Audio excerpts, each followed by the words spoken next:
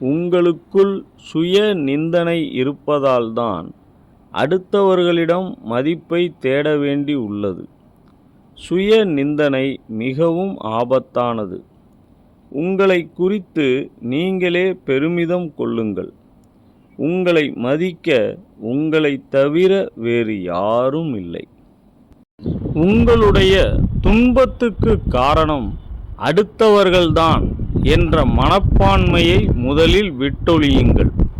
அதைப்போல அடுத்தவர் உங்கள் வாழ்க்கையை சீராக நடத்த உதவி செய்வார் என்பதையும் மறந்துவிடுங்கள். உங்கள் வாழ்க்கை முழுமையும் உங்களுடையதே.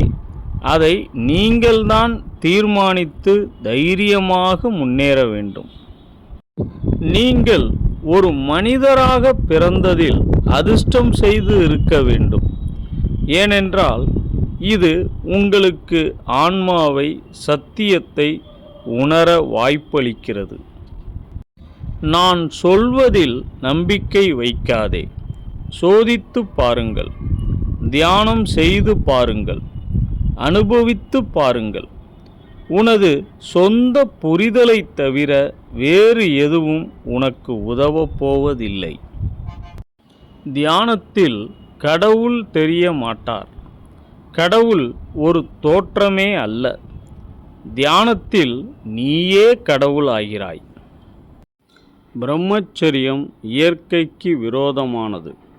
அனைத்து மதங்களும் பிரம்மச்சரியத்தை வலியுறுத்துவதன் காரணம் தந்திரம், சூழ்ச்சி.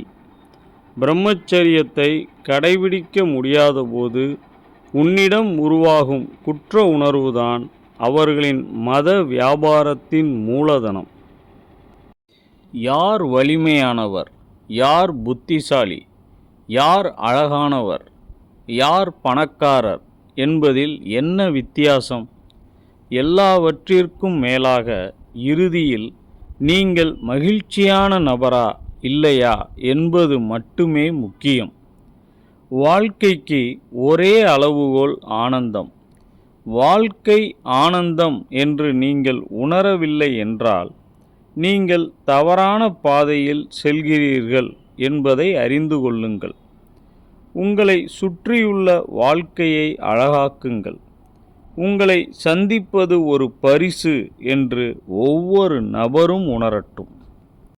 மக்கள் தங்கள் வேலைகள், பொழுதுபோக்குகள், மனைவிகள், கணவர்கள், காதலன், காதலி, குரு, மதம் ஆகியவற்றை மாற்றிக் கொண்டிருக்கிறார்கள்.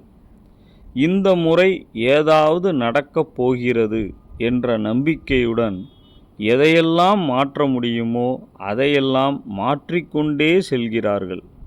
ஆனால் நீங்கள் மாறாவிட்டால் ஒன்றுமே நடக்கப் போவதில்லை.